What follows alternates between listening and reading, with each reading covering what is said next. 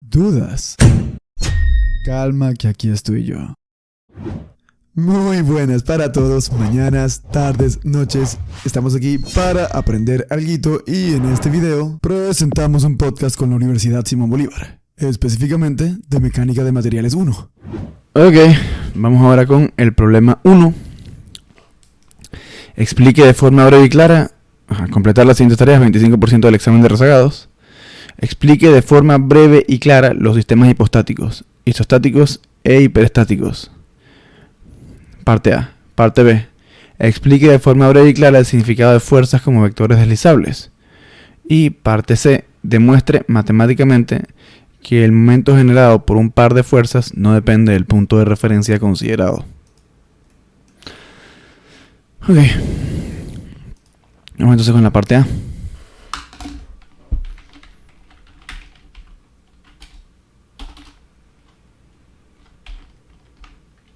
Los sistemas hipostáticos son aquellos que se encuentran en equilibrio circunstancial.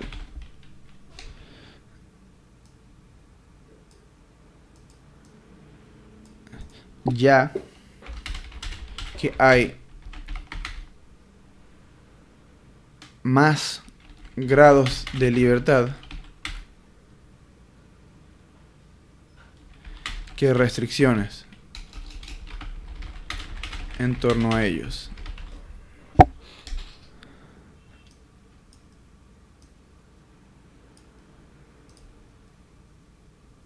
De esta forma,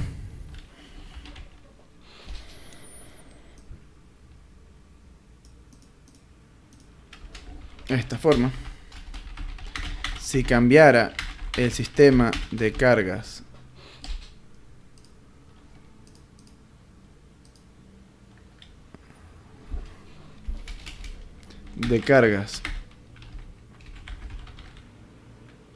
sobre el sistema mecánico, este podría moverse.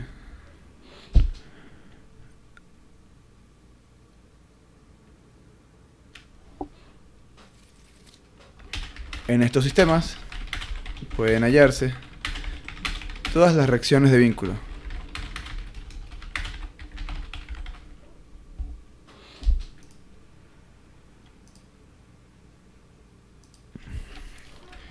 En un sistema isostático,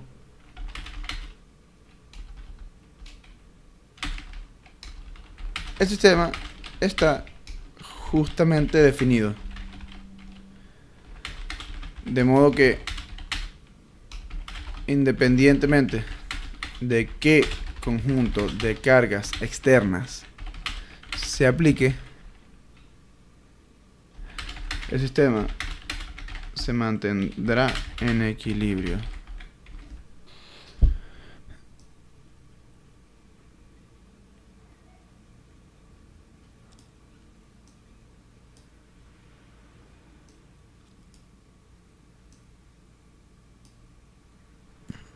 En estos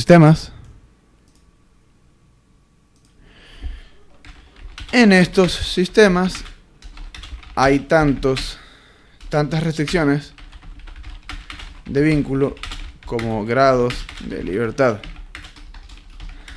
de modo que todas estas restricciones pueden hallarse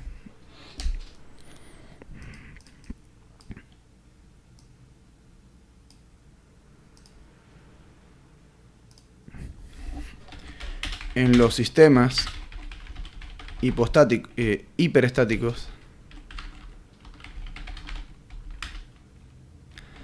Hay más restricciones de vínculo que grados de libertad, de modo que el sistema se mantendrá sobradamente en equilibrio independientemente de las cargas externas ejercidas.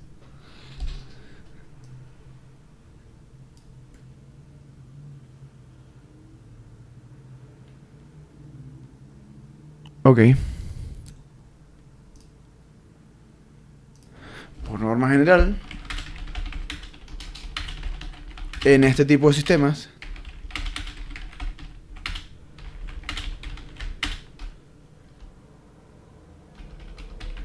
no pueden hallarse todas las reacciones de vínculo, al menos no usando solo estática.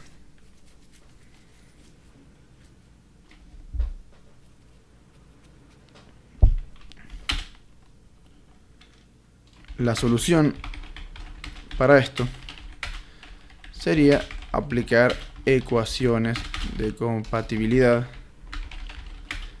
si es que el cuerpo es deformable. Ustedes no tienen que hacerlo así de extenso. Yo decidí hacerlo así porque soy el profesor. Ok. Entonces, luego explique de forma breve y clara el significado de las fuerzas como vectores deslizables.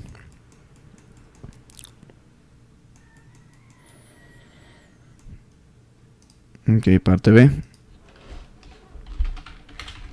Y deme como si usé 2 puntos antes. Sí.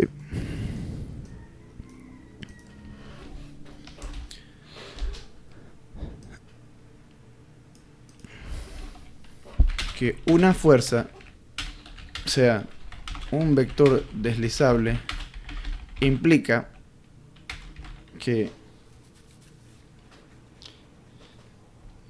su efecto rotacional al aplicarse sobre un sistema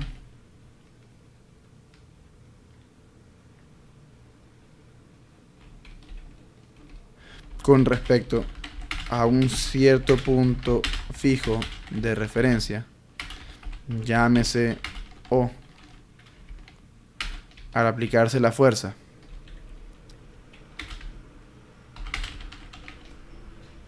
sobre un sistema mecánico. Ya. Vamos a narrar esto bien porque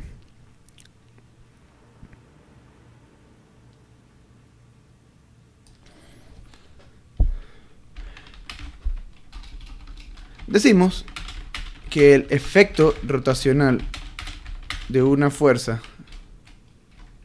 si decimos que el efecto rotacional de una fuerza con respecto a un punto O de referencia es el momento de esa fuerza con respecto a ese punto, el hecho, la idea, entonces, la idea de que una fuerza es un vector deslizable hace referencia a que tal momento o tal efecto rotacional se mantendrá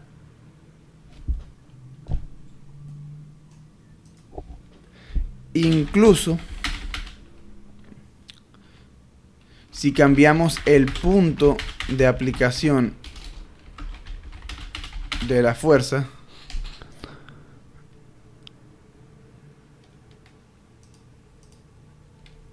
una fuerza aplicada en un punto P. Okay. Si decimos que el efecto rotacional de una fuerza aplicada en un punto P con respecto a un punto O de referencia es el momento de esa fuerza con respecto a ese punto, entonces la idea de que una fuerza es un vector deslizable hace referencia a que el momento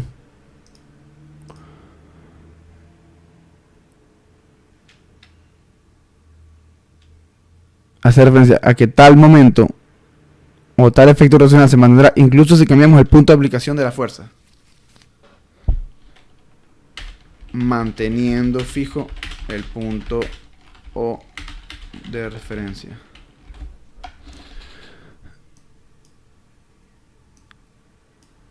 Con la condición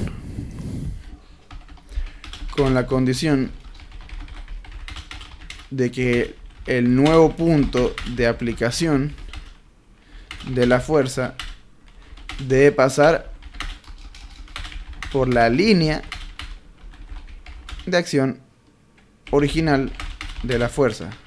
Es decir,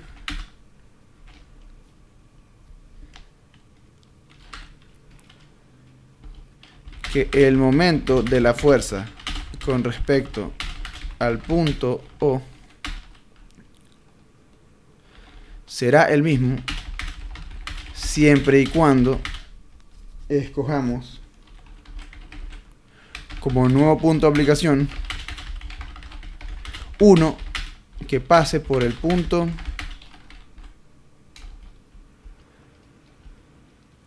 uno que pertenezca a la recta paralela a la fuerza que pase por el punto P original de aplicación.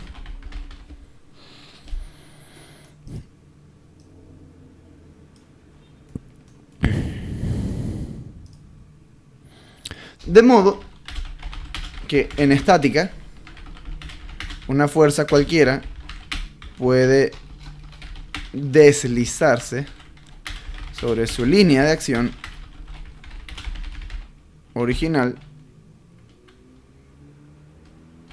sin cambiar su efecto rotacional respecto a un punto fijo o de referencia, lo cual hace que la denominemos vector deslizable.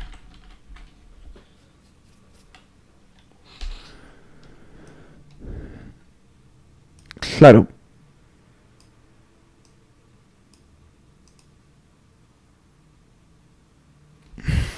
Este proceso, esto ya no es breve, ¿no? Pero este proceso de deslizar una fuerza sobre su línea de acción sin cambiar su efecto rotacional respecto a un punto fijo de referencia se denomina principio de transmisibilidad. Háblense de irse por la tangente. Háblenme de irse por la tangente y esto que acabo de hacer. Ok. Entonces, con la condición de que el nuevo punto de aplicación de la fuerza debe pasar por la línea de acción original de la fuerza. Es decir, que el momento de la fuerza con respecto al punto O será el mismo siempre y cuando escojamos como nuevo punto de aplicación uno que pertenezca a la recta paralela a la fuerza que pase por el punto P original de aplicación. Ok, sí, estoy conforme con esto. Y vamos ahora con la parte C. Bueno, ya ni siquiera sé qué. Demuestre matemáticamente que el momento generado por un par de fuerzas no depende del punto de referencia considerado. Ok, parte C. Digamos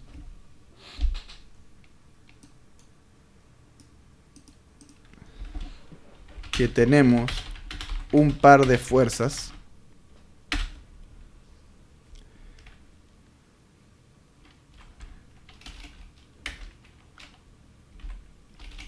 de igual magnitud y dirección que actúan en sentidos opuestos. ¿Ok? Que actúan en sentidos opuestos.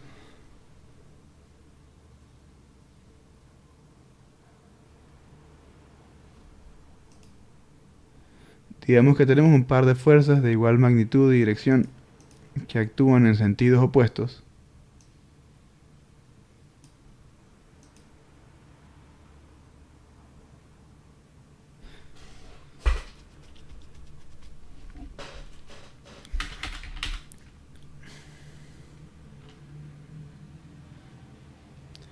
Que actúan en sentidos opuestos y que están aplicadas. Ajá, ya. Poner subscript generator. Okay.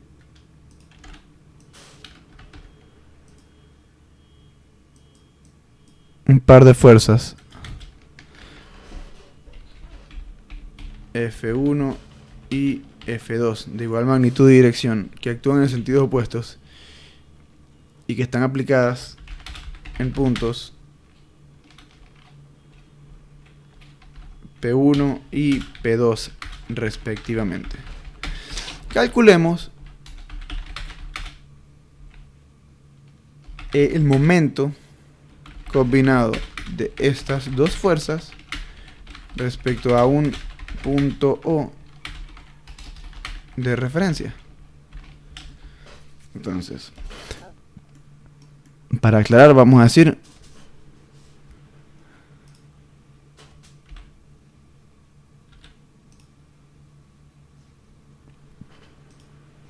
F2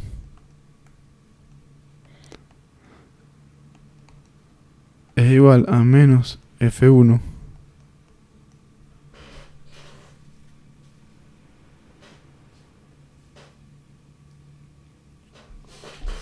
F2 es igual a menos F1. Y entonces ahora la sumatoria de momentos respecto al punto O, o el momento del par respecto al punto O, sería igual a OP1 cruz F1 más OP2 cruz F2. Y ahora vamos a representar la situación, ¿no?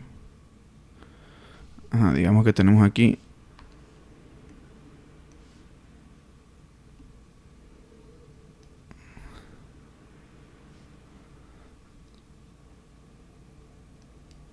no, que no sea ningún tipo de triángulo equilátero ni nada por el estilo. Esto es O, esto es P1, esto es P2. Entonces en verde podemos representar el vector que va desde OP. Ya, vamos a representar las fuerzas.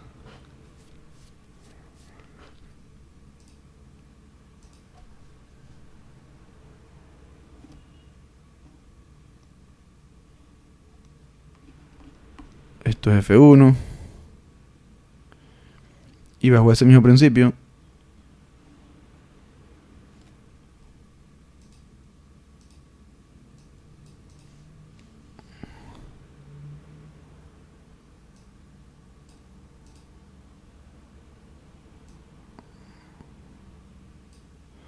esto tendría que ser F2.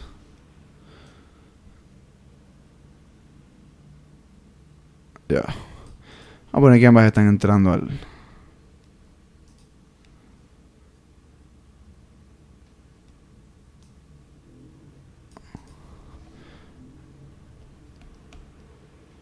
F2. Y bueno, esto tendría que ser OP1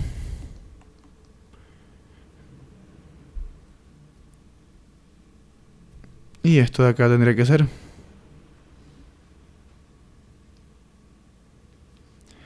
OP2 y aquí puedo mover F1.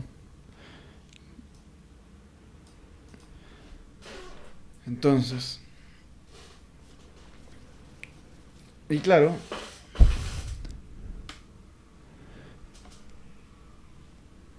aquí va a haber algo conveniente, pero no lo vamos a poder ver todavía.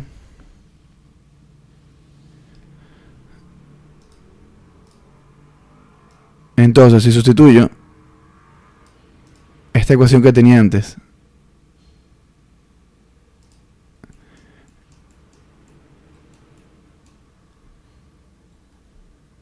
ya, esto se puede...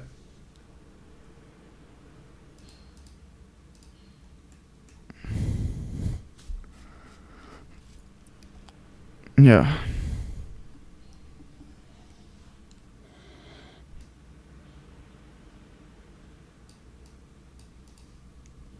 Sí.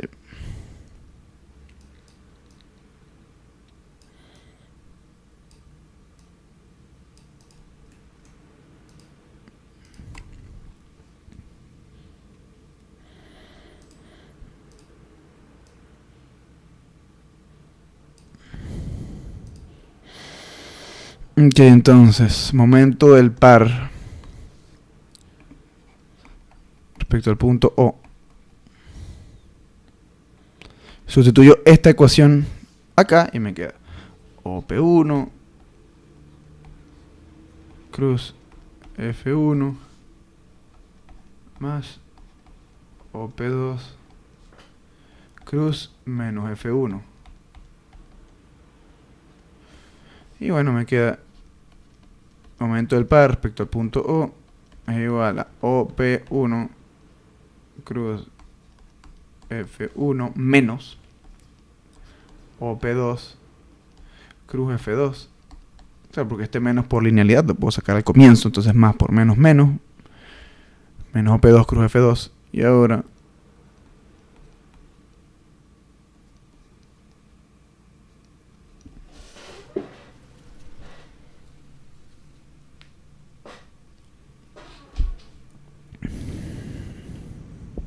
entonces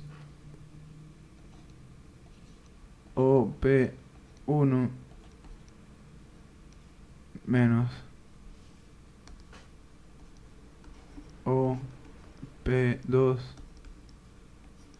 cruz... Ah, ya, y esto es F1, disculpen aquí. Cruz F1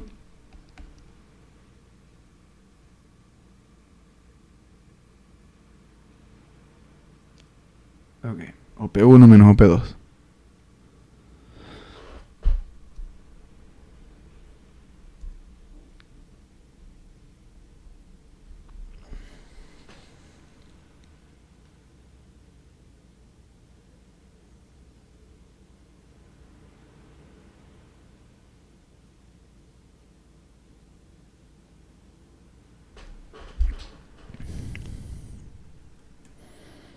Entonces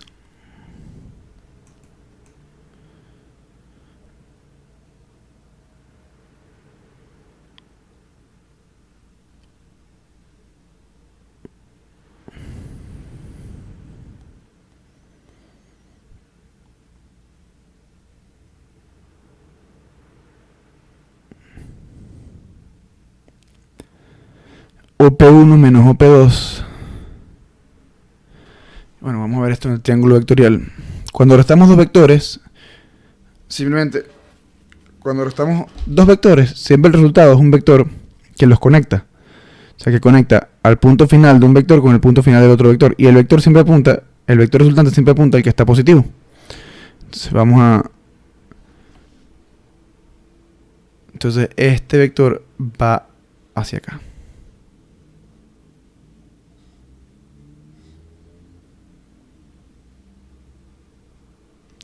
Vamos a poner otro color para que no se confunda con absolutamente nada.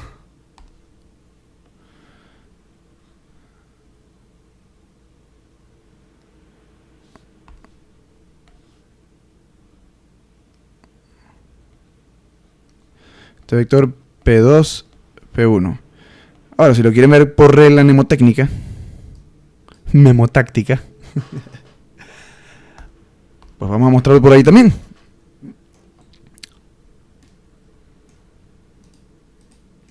Entonces,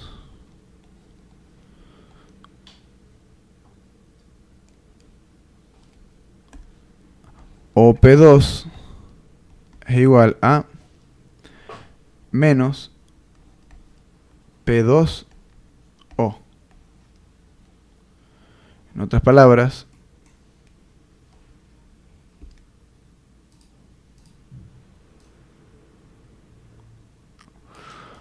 OP1 menos OP2 es igual a OP1 menos P2O. Entonces, OP1 menos OP2 es igual entonces a OP1 más P2O, que esto yo lo puedo reordenar, es P2O más OP1, y aquí es donde aplicamos la regla mnemotécnica.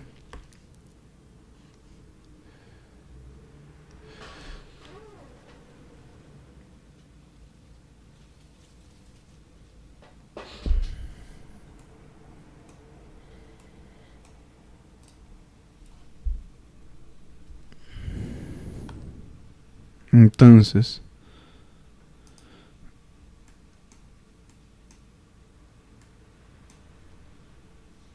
igual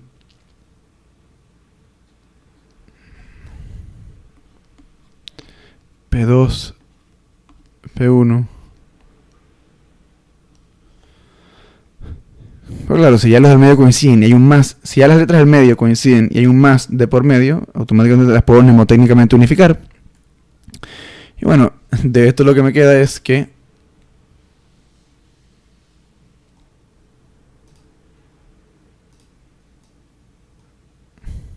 OP1 menos OP2, por si acaso. Más bien puedo borrar esto para que...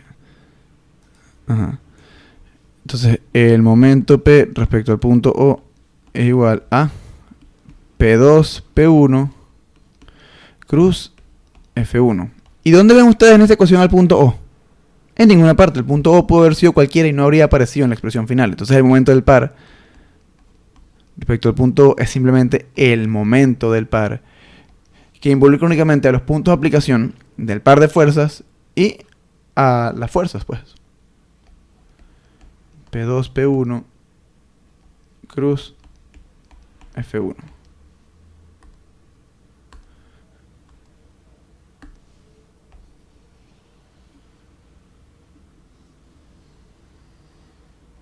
Ok.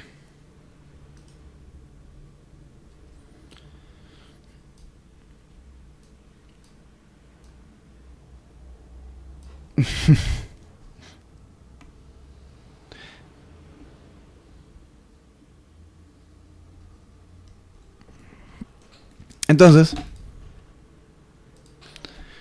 el momento de un par de fuerzas no depende del punto de referencia. Depende del punto de aplicación de cada una de las fuerzas y de las fuerzas en cuestión.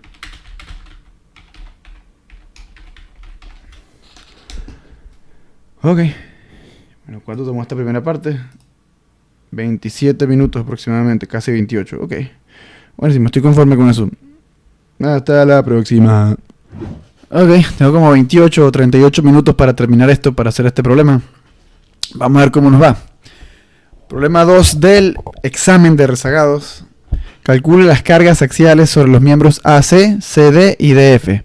Si el miembro DF posee una sección transversal de área A igual 0.25 metros cuadrados, calcule los esfuerzos normal y cortante promedio en dicho miembro. 35% del examen. Okay. Como no nos especifican la dirección de ese plano, suponemos que es un plano transversal a este miembro DF.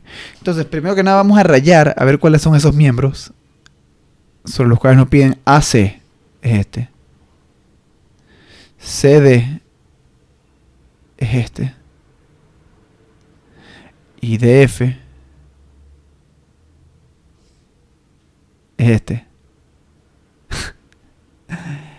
Y bueno, esto está relativamente sencillo, porque puedo hacer este corte.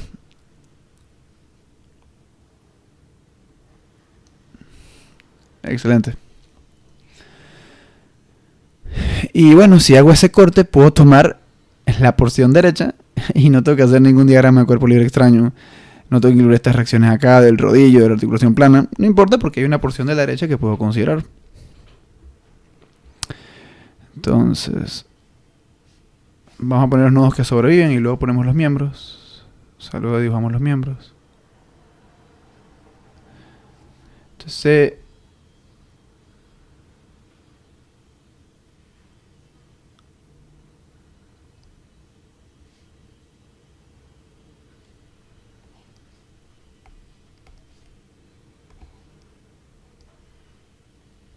Entonces,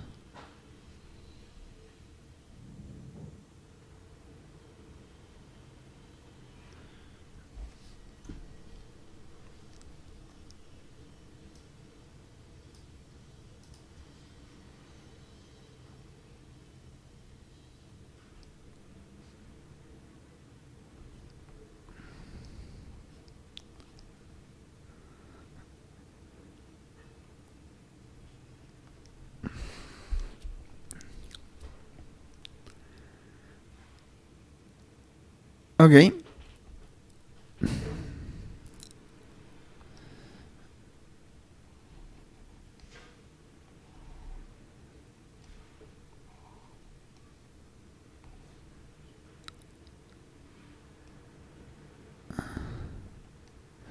Eso supone que es vertical. Ok. Ok. Entonces, en E hay una fuerza, tendré que poner en verde.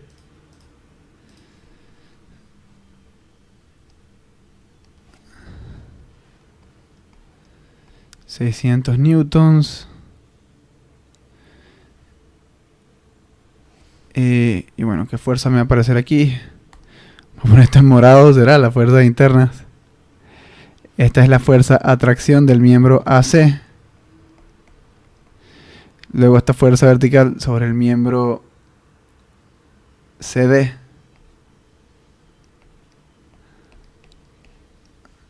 Y esta fuerza sobre el miembro DF. También le pongo atracción.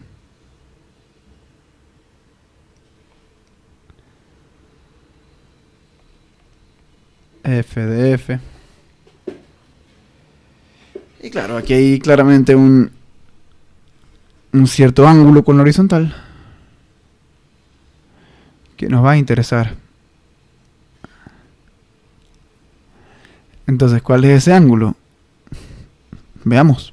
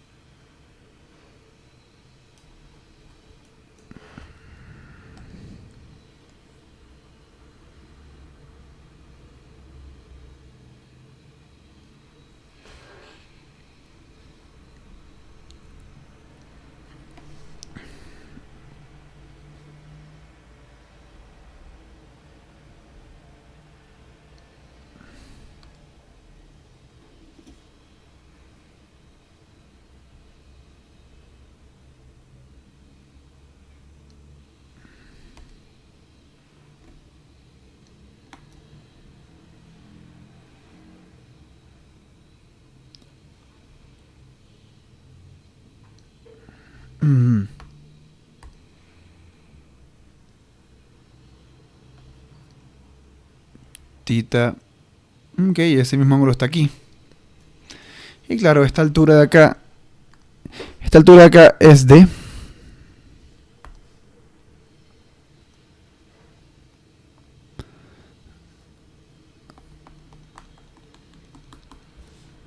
Sí, mejor ponerla aquí.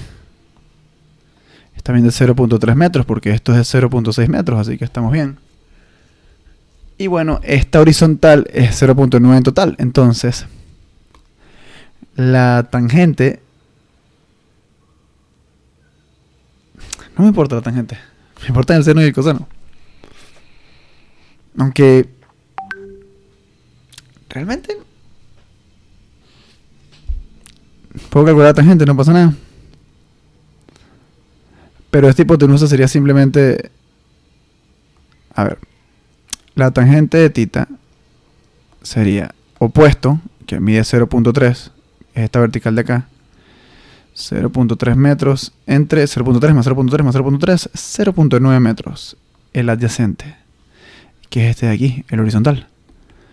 Y esto da un tercio. Y bueno, si esto es el numerador, esto es el denominador, entonces el coseno de tita va a ser simplemente el denominador entre la raíz cuadrada del numerador al cuadrado más el denominador al cuadrado, o sea, 3 entre raíz de 10. Lo podría racionalizar, pero esto no es un examen de matemáticas, así que me da completamente igual. No gasto pólvora en Samiro iba a decir. Samiro es un niño árabe. Obviamente sus padres no quieren gastar dinero en él porque son árabes. Son ahorrativos. A pesar de que el negocio de muebles tiene bastantes ganancias. Bueno, hay que ser ahorrativo. En esa cultura al menos. Ok. Tengo el seno, tengo el coseno. Tengo el poder. Ok, entonces. Y bueno, esto es interesante porque ahora puedo modificar este diagrama de cuerpo libre. Y poner una vertical y una horizontal.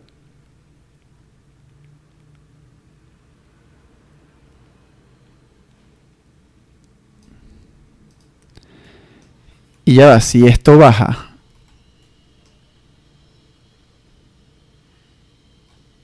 0.3 de acá hasta acá, de acá hasta acá baja 0.1, hasta acá baja 0.1, hasta acá baja 0.1, para que esos 0.3 se bajen en porciones iguales.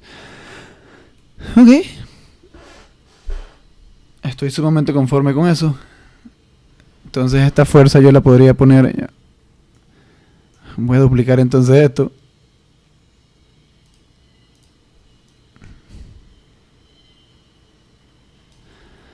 Lo que no quiero es complicarme la vida en la sumatoria de momentos, así que voy a usar el hermoso principio de transmisibilidad. Oh, estamos viendo todo el fondo, ¿por qué? Ah, qué lástima cuando ocurre eso. Ok.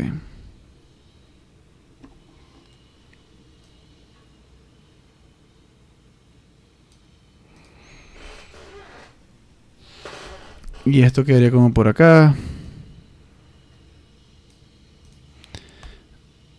Y bueno, vamos a poner esto. Transmisibilidad. Y ahora puedo poner dos fuerzas aquí. Puedo poner la componente vertical que va a estar con el seno. Esto va a ser entonces... La vertical va a ser f de f entre raíz de 10. Y la horizontal va a ser 3f de f entre raíz de 10.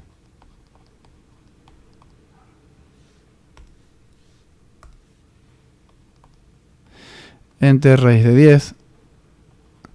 Donde vale la pena mencionar, por supuesto,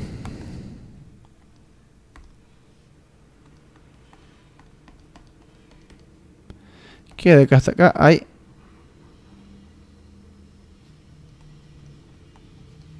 0.5 metros. Profesor, ¿por qué 0.5 metros? Bueno, algo más que todo visual. Se puede ver, si de acá hasta acá bajo 0.3 metros y los bajo linealmente en una línea recta, y esto se puede, y ese tramo diagonal se puede proyectar horizontalmente para subdividirse en tres partes iguales de 0.3. Entonces en cada uno de estos 0.3 metros se descienden 0.1 metros. De acá a acá 0.1 metros, de acá a acá 0.1 metros, de acá a acá otro 0.1 metros. Sumas los tres y tienes los 0.3 metros que descendiste del punto H al punto B. Viéndolo así como un recorrido, pero en realidad es simplemente una aplicación de semejanza de triángulos narrada de manera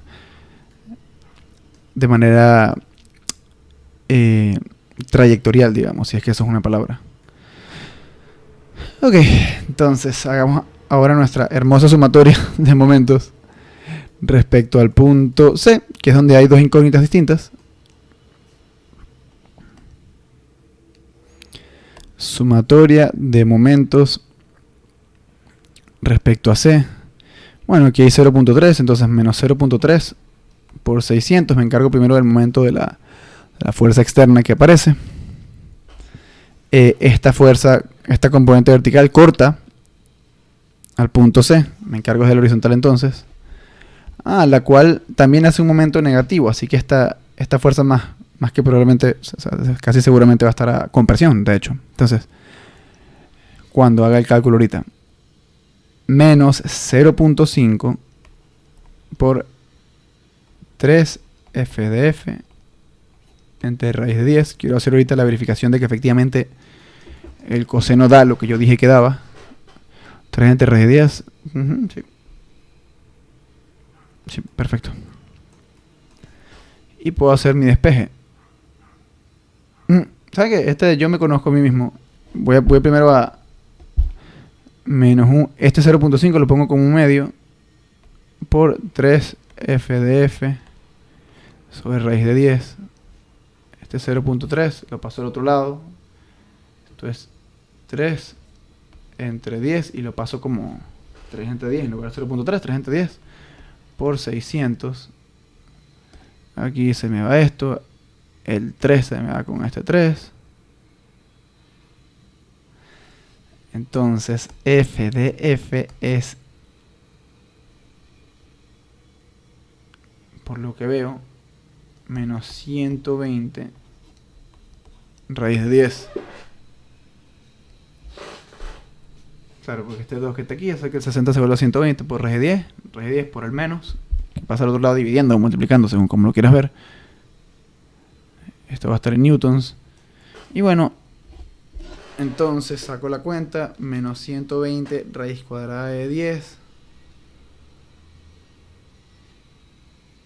Y bueno, esto da f de f me da menos 379.4733 newtons a compresión. Marquemos este resultado.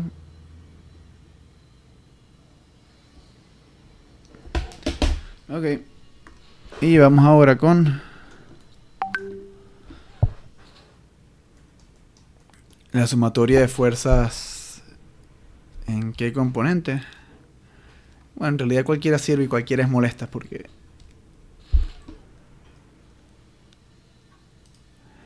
me queda una incógnita vertical y una incógnita horizontal. Así que, bueno, como quiera que lo ponga. Voy a tener que toparme con un despeje. Entonces, sumatoria de fuerzas en X. Empiezo con X. Se suele empezar con la horizontal. Empecemos con la horizontal. Menos FAC. Pero esta me gusta más porque aparece solamente esta. Ajá. Menos 3 FDF. Dense cuenta que no modifiqué el diagrama de cuerpo libre. Así que esta fuerza, este FDF, lo sustituyo negativo. Como lo que me dio, porque yo no modifiqué el diagrama. Entre raíz de 10 igual 0. Entonces FAC es simplemente esto. Con el menos incluido. Lo sustituyo con signo y todo. Menos 3. Que multiplica a esto que está aquí. O sea que esta sí me va a quedar, de hecho, atracción.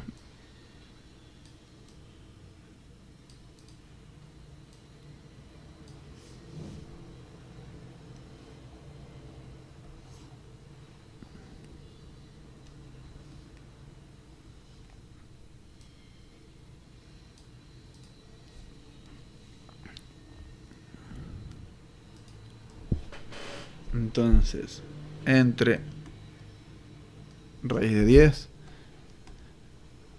FAC igual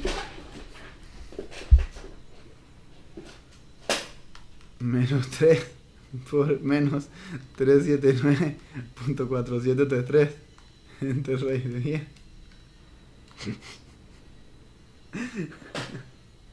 Esta me da aproximadamente 360. Sí, da prácticamente unos 0 newtons. Atracción, este es un resultado. Ok, entonces, continuamos. ¿De qué se está riendo el profesor? No, mentira. ¿Quién va a llegar a este punto del video si pueden ver la solución escrita? Yo lo hago por continuidad del podcast. No tanto por... O sea, en parte para que alguien, si algún estudiante de 30 y pico lo quiere ver, perfecto. Pero es más que todo por continuidad del podcast. O sea, desde un punto de vista práctico. Para no perder impulso y no perder un momento lineal. O angular, porque aquí también rotamos, hermano. Aquí también rotamos. Entonces... ok. Hacemos ahora la sumatoria de fuerzas en Y.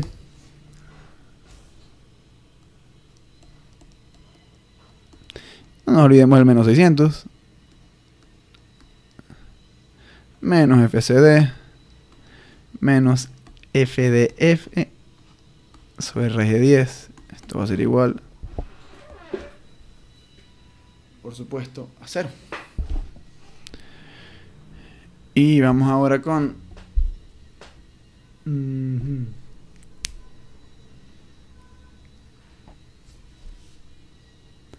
Entonces FCD básicamente me da menos 600 menos FDF sobre raíz de 10.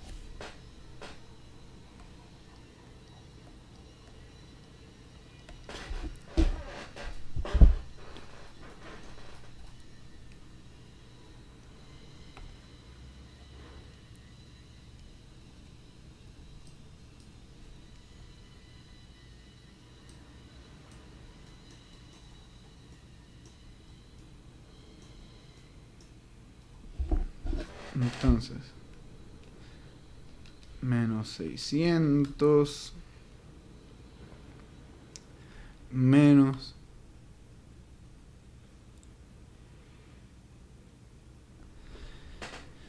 y esto lo meto directamente en la calculadora porque es un cálculo un poquito más fastidioso. Menos 379.4733 entre raíz de 10. Ok, esto me da menos 480.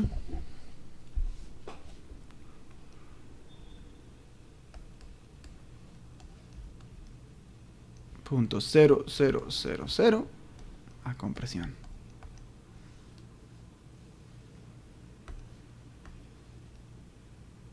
Y esto está en newtons.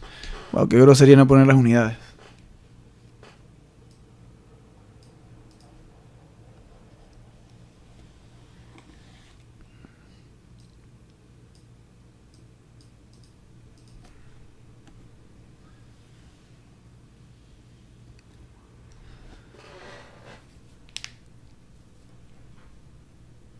Entonces,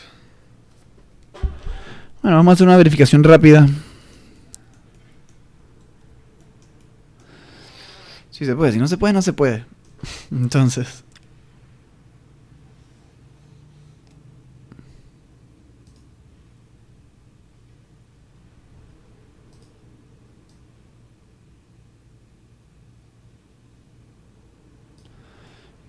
esta fuerza de acá iría, la FAC iría hacia la izquierda.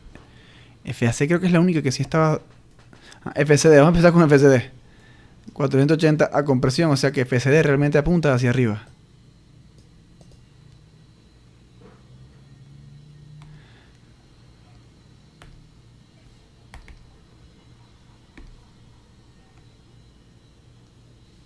Y claro, voy a poner entrando el nodo para que se entienda el concepto de compresión.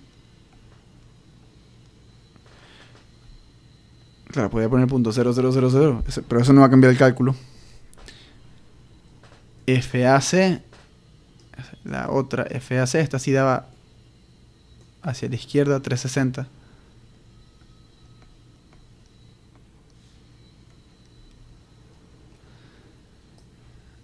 Ok.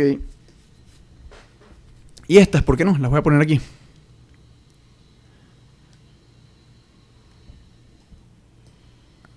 Sí lo voy a mantener descompuesto, pero a ver si esto me permite rotar por acá. A ver si esto me permite rotar. Me permite rotar. Ok, excelente. Voy a mover un poquito esto.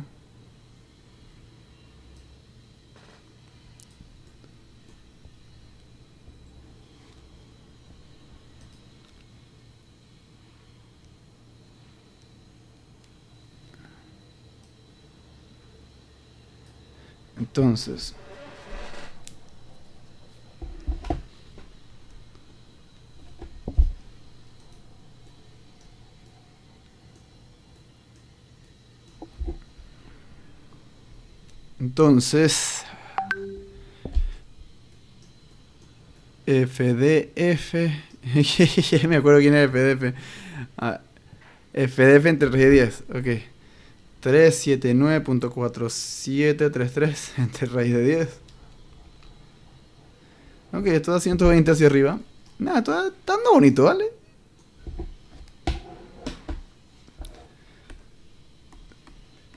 ...120 newtons... .000, pero bueno, eso no. Y esto tiene que dar el triple. Porque es 3 tal. Esto da el triple, entonces 360 hacia adentro. Y claro, estoy retirándome del principio de transmisibilidad. Quiero aquí también verificar si usé el principio de transmisibilidad correctamente. Si esto está en equilibrio, significa que hice buen uso del principio de transmisibilidad. Entonces, en sumatoria de fuerzas en X, bueno, esta se cancela con esta, y no hay mucho que decir. Esta va hacia arriba y esta va hacia arriba, suman 600, se contrarrestan con esta de 600, y la clave está en sumatoria de momentos respecto al punto G. Y aclaremos que esto es una verificación.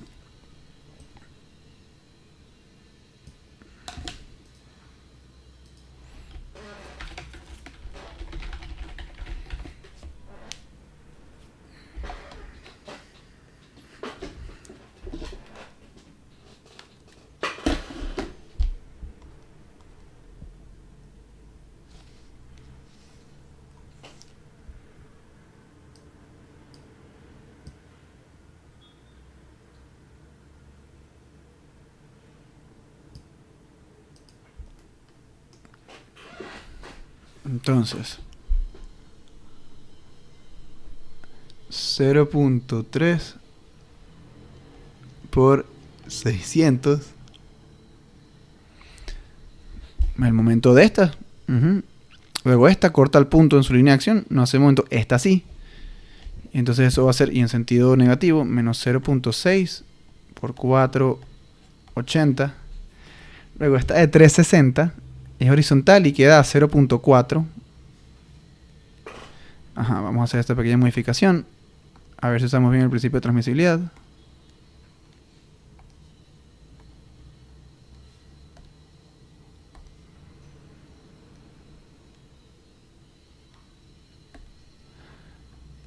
.4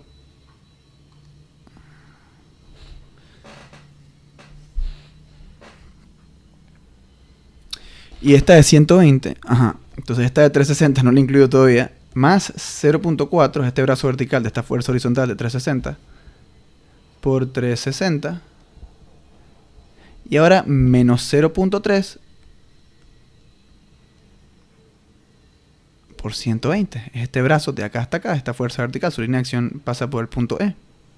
Perfecto, la alineo horizontalmente con el punto G, cosa de que es como si estuviese aplicada en E. Y vamos a ver cuánto me hace una calculadora. 0.3 por 600, está como 180. Menos 0.6 por 480, eso no lo voy a calcular. Más 0.4 por 360. Menos 0.3 por 120. Eso da 0. Ok. Está felizmente verificado. Vamos ahora con la parte de los esfuerzos. Como es con un plano transversal, ni siquiera recuerdo de cuál fuerza me lo pedían. Era el miembro DF. ¿El miembro DF cuál era? Ah, este que está aquí.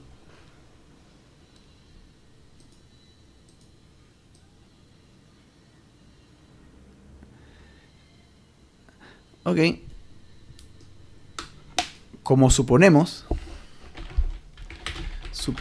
que se trata del esfuerzo con respecto a un plano de corte transversal, a falta de más información, a falta de información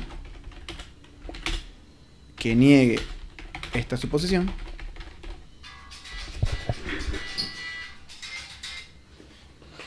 y considerando que lo que tenemos es una barra ideal,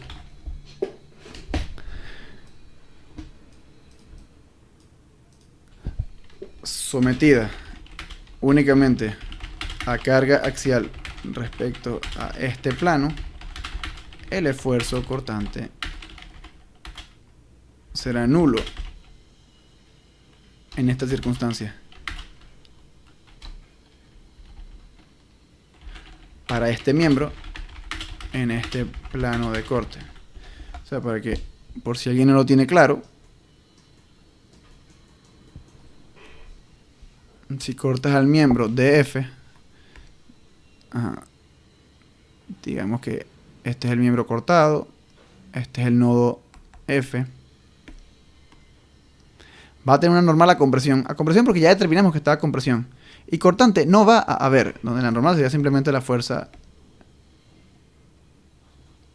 o sea, la magnitud normal es simplemente la magnitud de la fuerza F de F. Entonces V es igual a 0, entonces tau es V entre A, 0 entre A igual 0, tau igual 0 pascales. Está facilito, honestamente.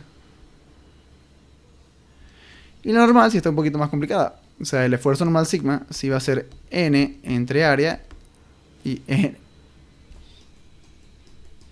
Y eso va a ser simplemente F de F entre área. Y el F de F era 300 y pico punto tal. Lo sustituyo tal cual. O sea, no me va a complicar la vida por absolutamente algo que no vale la pena. Sí me puedo complicar la vida, pero no por algo que no... y no tenga sentido, que no sirva a Dios, a Cristo. Entonces sigma, esto va a estar dividido entre el área, que es de 0.25 metros cuadrados. Sigma entonces va a ser igual a...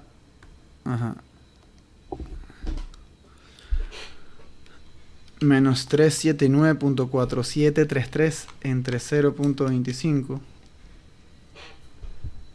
menos 1517.8932 pascales a compresión. Ahora, si lo quieren poner en kilopascales y comerse algunos decimales, esto también está perfectamente admisible, porque esto también se puede poner como sigma igual menos 1.517, y este 8 pasa a ser un 9 porque el decimal siguiente es un 9, está por encima de 5 kilopascales a compresión. Cualquiera sirve.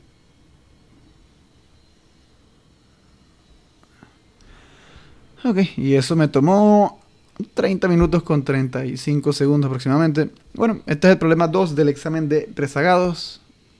Ya está listo. Falta el primero ahora. Ok, vamos con la solución del problema 3.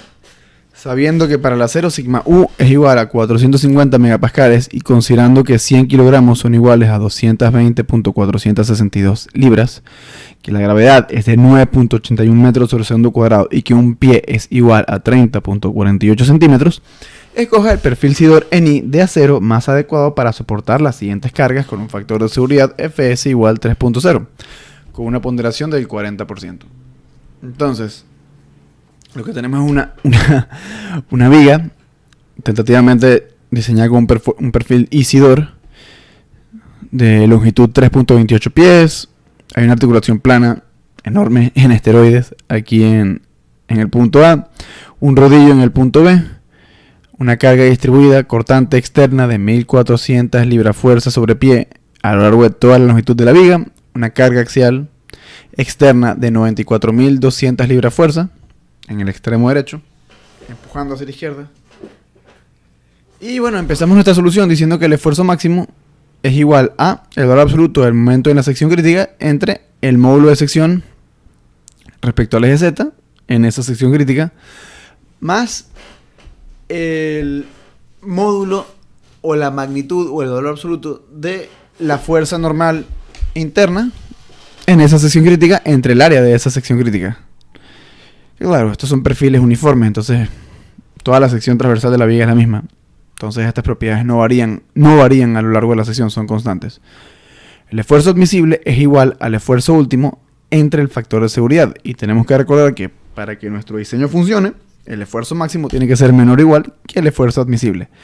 Entonces sustituyo aquí la ecuación del sigma máximo en esta inecuación. Donde tengo sigma máximo pongo esto. Y esto entonces va a ser menor o igual que el esfuerzo admisible. Calculo mi esfuerzo admisible. Aquí tengo una ponderación de un punto y tal, pero eso era para el tercer parcial. Yo tengo que modificar esto después. Entonces, el esfuerzo admisible es 450 megapascales entre 3. O sea, el esfuerzo último entre 3, que es el factor de seguridad. Entonces tenemos un esfuerzo admisible de 150 megapascales.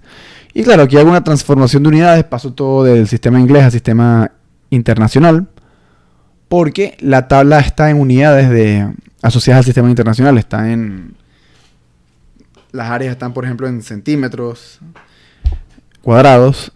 Los módulos de sección están en centímetros cúbicos. Entonces, claro, aquí hago mi conversión de unidades, considerando que 94.200 libras fuerza las multiplico por 1, pero 1 es 100 kilogramos fuerza entre 220.462 libras fuerza. Este 2 se convirtió en un triángulo, qué curioso. Entonces, esto lo transformo.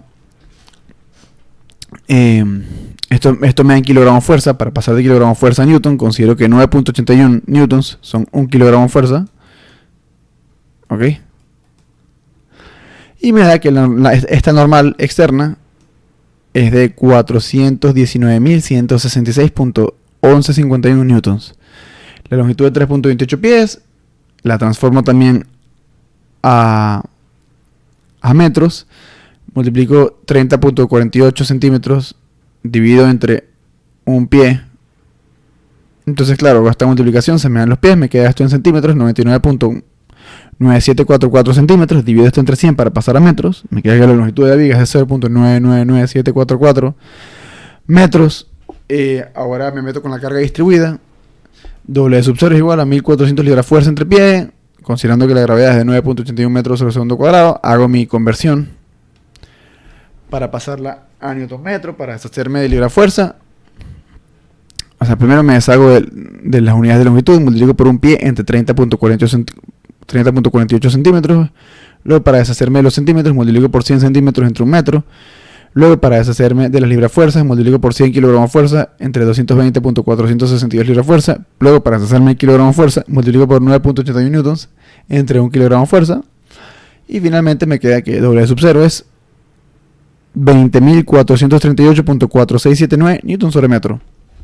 Y luego, la fuerza resultante es W sub 0 por L. Y esto me da 20.433.2357 newtons. Esta fuerza resultante es la que estaría en el diagrama de cuerpo libre de la estática. Aquí está, fuerza resultante. Queda en toda la mitad porque es una carga rectangular. Pues claro, esta fuerza resultante va a ser W sub 0 por L.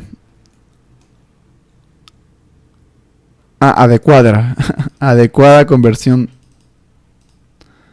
de unidades. Yo le atribuí un valor de 4 puntos, pero eso era en el tercer. Esto era en el tercer parcial. Los puntajes son distintos aquí porque es el de rezagados. El examen de rezagados no es parcial. Y bueno, aquí hago mi sumatoria de momentos. Sumatoria de momentos en A. La normal actúa en todo el medio, entonces no hace momentos respecto al punto A, que se supone que está en todo el eje de la viga. Y bueno, obtengo que básicamente por la simetría, A sub y y B sub y son iguales entre sí. Y valen aproximadamente, valen FR entre 2, que vendría siendo 10.216.6178 newtons. Y bueno, en función de esto yo empiezo a hacer mis diagramas. Mis diagramas se hacen con las cargas reales, no con las simplificadas. Entonces, si es una carga distribuida, tengo que hacer mi diagrama de carga distribuida convenientemente. Entonces, claro, la carga distribuida apunta hacia abajo. Si la defino negativa hacia abajo, esto sería lo que llamamos el W asterisco. Pero le pueden llamar W, le pueden llamar W asterisco. Yo le llamo asterisco para aclarar explícitamente que estoy definiendo la negativa hacia abajo, contrario a la convención habitual, de hecho. Entonces tengo aquí el menos W sub 0 Esto no vale 1.5 newtons porque esto ya es otro problema. Esto era del tercer parcial. En rezagados es distinto. Entonces, claro, el área de esto, o sea, simplemente el diagrama va a ser un rectángulo, pero por debajo del eje X, porque es una carga negativa, menos W sub 0. Y bueno, el área bajo esta curva es menos esta base, L, por la altura, que es negativa por estar por debajo del eje X, que es entonces menos W sub 0. Entonces, L por menos W sub 0, esta área es de menos L W sub 0. Perfecto.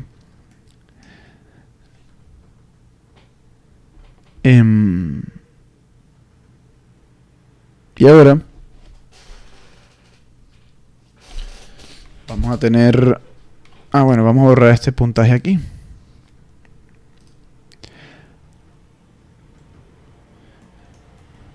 Bueno, lógicamente vamos a ver con el diagrama de fuerza cortante. Pego un salto en el extremo izquierdo, porque hay una carga de W sub 0 por L entre 2. Entonces el diagrama de fuerza cortante es una fuerza interna, empieza en 0, pega un salto cuando hay cargas puntuales concentradas, la fuerza es hacia arriba, entonces el salto es hacia arriba, así directos son los saltos en los diagramas de fuerza cortante. Y bajo, en forma de línea recta descendente. ¿Por qué línea recta? Bueno, porque si integro una constante negativa, obtengo una recta de pendiente negativa. ¿Cuánto bajo? Menos LW sub 0. ¿En cuánta distancia la bajo? En toda la longitud de la viga, a lo largo de toda la longitud de la viga, porque toda esta carga está distribuida a lo largo de la longitud entera de la viga. Entonces, W sub 0 le resto W sub 0 por L y quedan menos W sub 0 por L entre 2. Entonces, y claro, en algún punto la fuerza cortante se hace 0. Yo siempre digo por estos valores, por la simetría de que esto está, o la antisimetría quizás, de que esto es W sub 0 por L entre 2 y esto es menos W sub 0 por L entre 2, yo digo que el 0 ocurre en la mitad. Pero de todos modos, no me quedo con eso, sino que digo, mira, esto es la altura, aquí tengo dos triángulos, vamos a usar semejanza de triángulos para determinar exactamente dónde ocurre este punto de corte con el eje X. Entonces aquí un ángulo θ, y el opuesto por el vértice es también θ. A esta altura del triángulo le llamo Y2, a esta altura del primer triángulo le llamo Y1. La base de este primer triángulo es delta X1, la base de este segundo triángulo es delta X2. Lógicamente, delta X1 más delta X2 tiene que sumar la longitud entera de la viga. Y empiezo con mi semejanza de triángulos. La tangente Y1 igual Y2 igual W sub 0 por L entre 2. Pues claro, esto está negativo, pero cuando ya hablo de la altura de un triángulo, esto va a ser positivo, porque los lados de un triángulo siempre son longitudes positivas. Entonces, claro, aquí estos triángulos no necesariamente tienen dimensiones de longitud, pero se entiende el punto. Entonces la tangente de θ es Y1 entre delta X1, pero también va a ser Y2 entre delta X2. Se me van las Y's, delta X1, 1 entre delta X1 es igual a 1 entre delta X2. Entonces, delta X1 es igual a delta X2. O sea, me queda que 1 entre delta X2, o sea, las Y se tachan porque son iguales, las Y. Me queda que 1 entre delta X1 es igual a 1 entre delta X2. Invierto esto, le igual a menos 1. Esta ecuación, y me queda que delta X1 es igual a delta X2, igual delta X. Cosa entonces de que delta X más delta X es igual a L. Entonces delta X, o sea, 2 delta X es igual a L. Entonces delta X es igual a L entre 2. Y bueno, ahí se confirma entonces que la fuerza cortante se hace 0 es en toda la mitad. En este primer triángulo le atribuyo un área A1, a este segundo triángulo le atribuyo un área A2. Entonces A1 es la base, que es L medios, delta X1, que es mide L medios, ya lo confirmamos, por la altura, que es W sub 0 por L entre 2. Y bueno, por ser un triángulo se divide todo eso entre 2. Y bueno, la serviz cuenta, eso me queda W sub 0 por L cuadrado entre 8. ¿Por qué lo estoy dejando en letras? Bueno, quién sabe. No, me pareció más conveniente dejarlo en letras, honestamente.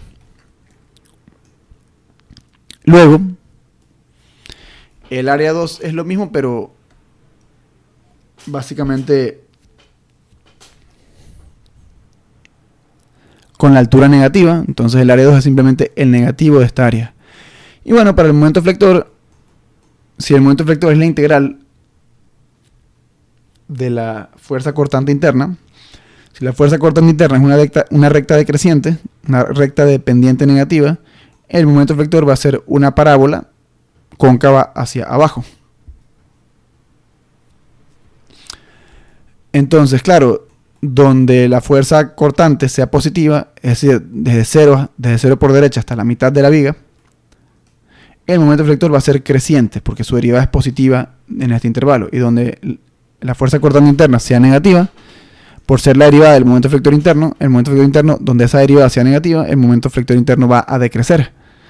Y aquí borramos este puntaje, porque esto es rezagados.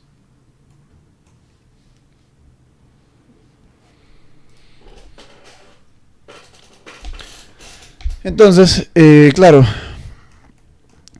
no es difícil darse cuenta de que de dónde va a ocurrir el momento máximo, porque claro, esta área me dice cuánto sube el momento efector desde 0 hasta la mitad, porque como no hay momentos efectores concentrados, el momento efector simplemente empieza en 0 y termina en 0, no hay saltos puntuales en ninguna parte. Y claro, de acá hasta la mitad subo esta área de este primer triángulo, que es w sub 0 al cuadrado entre 8. La subo, entonces subo desde 0 hasta, mi punto inicial es 0, subo hasta w sub 0 l cuadrado entre 8, hasta llegar a la mitad de la viga. Y luego eso, bajo esta área, que es el negativo del área original que subí. Entonces bajo desde aquí hasta 0, haciendo que el diagrama de momento efector cierre en 0, que es la preocupación principal en un examen de mecánica de materiales 1. En un último examen de mecánica de materiales 1, en este problema de vigas. Entonces sustituyo los números y me queda que w sub 0 al cuadrado entre 8 es 2553.5006 newton por metro. Bueno, aquí yo hice un diagrama de la fuerza normal. Aquí simplemente, a ver, esto es, aquí una fuerza, aquí la reacción a sub x, bueno, a sub x no puse cómo la calculamos, pero la sumatoria de fuerzas en x es igual a sub x, la reacción de la articulación plana, menos n sub 0, la fuerza normal externa en el extremo derecho de la viga. Entonces a sub x menos n sub 0 es igual a 0, cosa que a sub x es igual a n sub 0. Entonces en el diagrama de cuerpo libre tengo n sub 0 hacia la izquierda al comienzo y n sub 0 tengo n sub 0 hacia la derecha al comienzo y n sub 0 hacia la izquierda al final. Entonces esos son saltos puntuales que pega la fuerza normal interna. Para la fuerza normal, los saltos son opuestos. O sea, una fuerza normal hacia la derecha se traduce en un salto negativo para la fuerza normal interna. O sea, una fuerza normal externa hacia la derecha en un punto dado de la viga se traduce en un salto hacia abajo, un salto negativo para la fuerza normal interna dentro de la viga. Entonces por eso es que al comienzo tengo la fuerza hacia la derecha, pego un salto negativo. Después no hay fuerzas, no hay ningún tipo de cambio en la fuerza normal, no hay fuerzas normales distribuidas externas, tampoco hay fuerzas normales puntuales aplicadas a lo largo de la longitud, sino que en el extremo derecho vuelvo a tener la fuerza n sub 0 hacia la izquierda. Una fuerza normal hacia la izquierda se traduce en el diagrama de fuerza normal interna en un salto positivo, un salto hacia arriba. Entonces de al menos n sub 0 le sumo n sub 0 y caigo en 0. El diagrama de fuerza normal también me cierra en 0. Estoy bendecido. ¿Okay? Y ahora empiezo a usar esta ecuación o inecuación. Y claro, que yo hacía el procedimiento habitual de, decir que la normal es aproximarla a 0 y calcular el módulo de sección semilla o auxiliar, aproximando únicamente flexión. Pero aquí esto es un procedimiento en el que yo me equivoqué ciertamente. O sea, no es que me equivoqué, pero fue un procedimiento poco fructífero, en el sentido de que, vamos, el módulo del momento flector en la sección crítica, la sección crítica está en L medios, vale la pena agregar aquí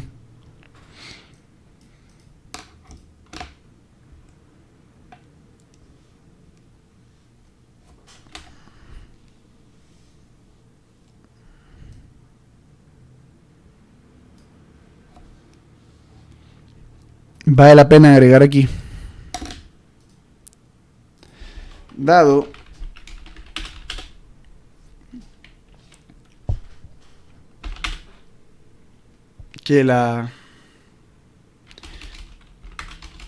que la fuerza normal interna es constante a lo largo de todos los puntos intermedios de la viga, porque claro, en exactamente los extremos,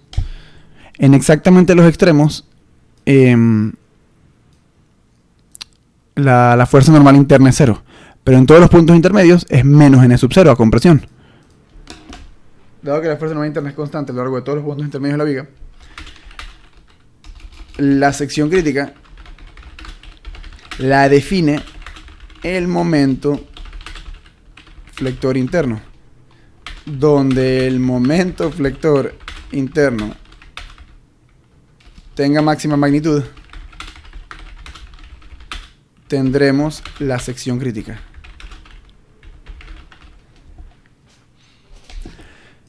Y claro, eso ocurre en toda la mitad. En L medios. Vamos a poner aquí que hay más espacio. Porque a ver, tienes dos criterios para saber dónde está la sección crítica. La normal interna y el momento flector interno. En la normal todos los puntos internos están empatados, excepto por los extremos donde no hay normal ni siquiera, normal es cero, así que ni siquiera entran en competición. Y tienes el momento flector interno, que ese sí es distinto en cada punto. Claro, hay una simetría y tal, pero digamos que varía en cada punto, por así decirlo. Y en la mitad se maximiza, entonces claro, la sección crítica va a estar aquí.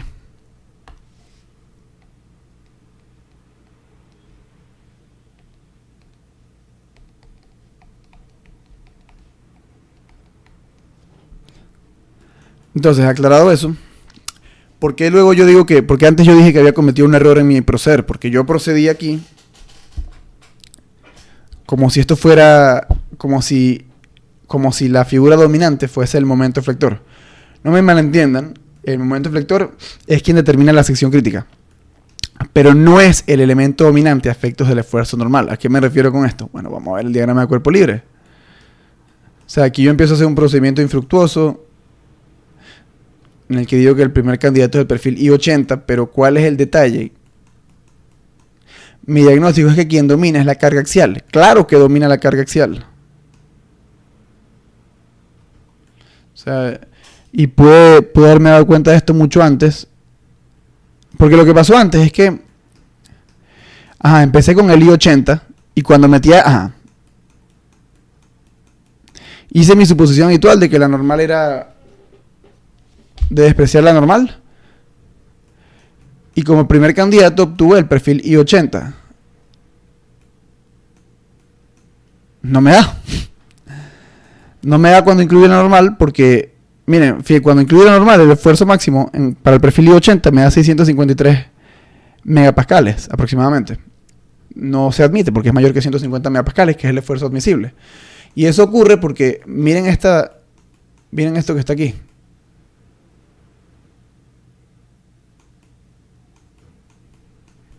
Miren cuánto daba N sub 0. N sub 0 da 419.166.1151 newtons. Mientras que el máximo momento flector era de 2.553.5006 newtons por metro. O sea, en cifras, en sistema SI, el momento flector está 2 órdenes de magnitud por debajo de la fuerza normal. O sea, el momento flector está en el orden de los 2000 y la fuerza normal está en el orden de los 400.000. O sea, esta está en el orden de los miles y la otra está en el orden de los 100.000. Entonces, claro, imagínense eso. 2 órdenes o sea, al ser esto 2 órdenes de magnitud menor, tiene menos influencia en el esfuerzo normal. Entonces, claro, a todas estas yo me distraje con las letras y me olvidé de los números.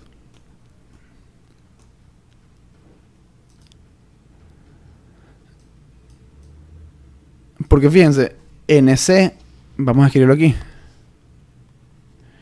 NC igual 419.166. Vamos a poner 166 puntos.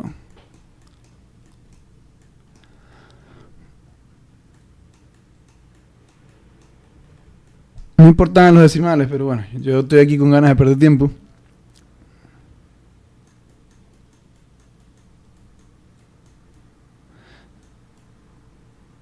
Punto 1151. Ah, pero lo puedo ver en todos estos sitios, lo puedo ver también.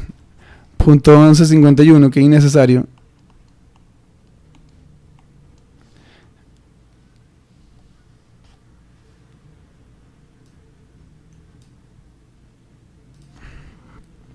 El momento crítico.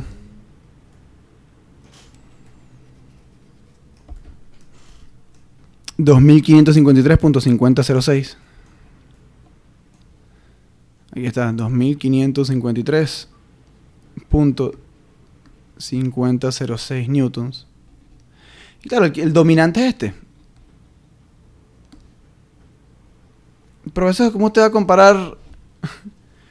Eso está en newton metro, disculpe, exacto, eso voy. Profesor, ¿cómo usted va a comparar dos magnitudes que no son de las mismas dimensiones? Porque la fuerza normal interna está en newtons, el momento efector interno está en newton metro. Claro, esta es una comparación práctica. Cuando tienes ambas magnitudes en el sistema SI, sistema internacional, esta te va a quedar en newton y esta te va a quedar en newton metro. La normal te va a quedar en newtons y el momento efector te va a quedar en newton metro.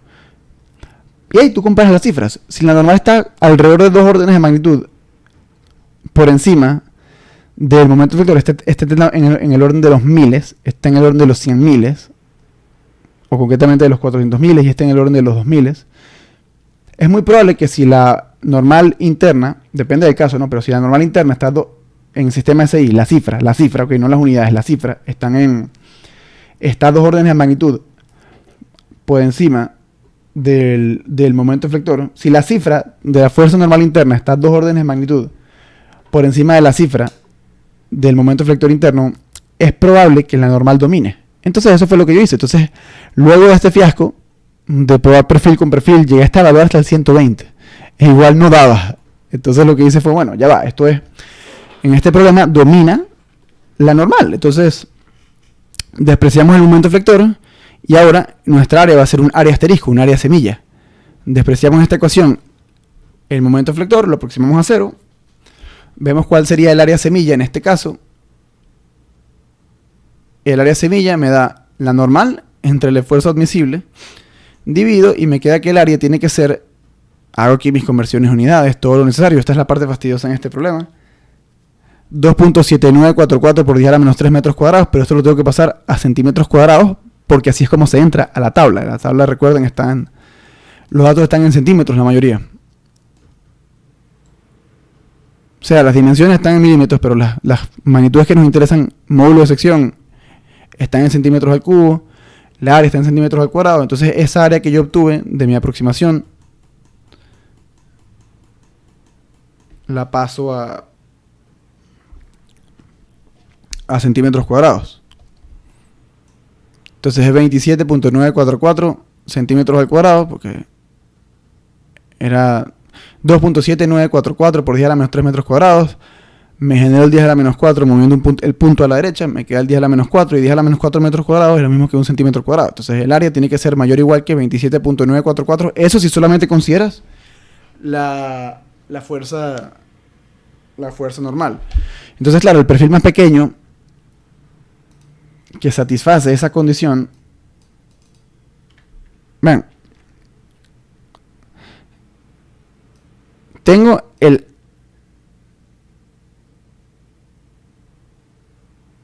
Tengo el 180, que tiene 27.90. Pero es 27.944. Así que tenemos que pasar al siguiente. 3350, que es el perfil I200. Entonces continuamos en la siguiente pizarra a hacer nuestra evaluación. Hablamos de perfil I200, lo pasamos, su área la pasamos a metros cuadrados. El módulo de sección también lo pasamos a centímetros al cubo. Y ahora incluimos en el cálculo el momento eflector interno en la sección crítica. Y aquí no es I80, aquí es I200. Y ahora déjenme revisar si para los cálculos que Ah, ya Caroline me corregiría esto, así que vamos a corregirlo de una vez. Bueno, creo que ya Caroline no va a rezagar, así que ni siquiera a ver esto, pero ya estoy traumatizado con las observaciones. Entonces voy a por si acaso. No me estoy quejando, que simplemente cuando tienes una presentación con errores en algunas partes es un poquito fuerte. Porque es como que, ¿en qué tiempo voy a acomodar eso? Pero es eso, básicamente.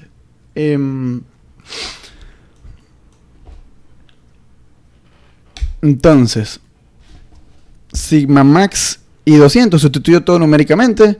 El módulo de sección de 214.0 centímetros al cubo correspondiente al perfil I200 lo paso a metros al cubo, está en centímetros al cubo, multiplico por 10 a la menos 6 para que esté en metros al cubo. Sustituyo todo, me da 137.000 y algo pascales, lo cual se traduce en aproximadamente 137 megapascales con algunos decimales, que es menor que 150 megapascales.